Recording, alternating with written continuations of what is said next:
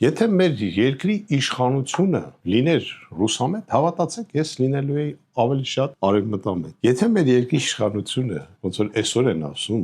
արևմտամետ է, ես ռուսամետ եմ։ Ինչե՞մ այդպես։ Չէ, ես ոչ արևմտամետ եմ, ոչ էլ ռուսամետ եմ, ես հայամետ եմ։ Դրա համար է այդպես։ Ասում են ռուսները մեր հողերը տվեցին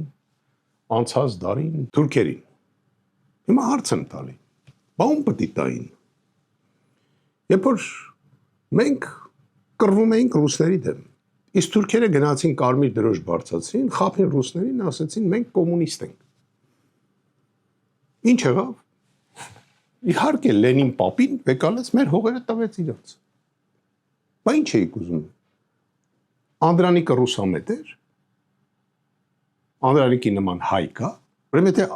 Անդրանիկը ռուսամետ էր եւ ասում էր պետք է ռուսների հետ լնենք, որ մեր հողերը պաշտպանենք եւ պահպանենք, իրան այն ժամանակ չլսեցին։ Հիմա էլ ես եմ ասում, ոչ թե նրա համար, որ ես չգիտեմ ինչ եմ, չէ։ Հիմա էլ ես եմ ասում, հիմա դուք ինչ չեք լսում։ Եվ արդյունքում ինչ եղավ։ Գանք Արցախի պատմությանը։ Մեր իշխանությունը դարձավ արևմտամետ, Ադրբեջանը խաբեց Ռուսաստանին, ասեց մենք ռուսամետ ենք, Ալիևը համոզեց այնքան, որ ռուսները հա մեր համար այդքան չկռվան։ Որտեղ առաջինը մենք չկռվանք,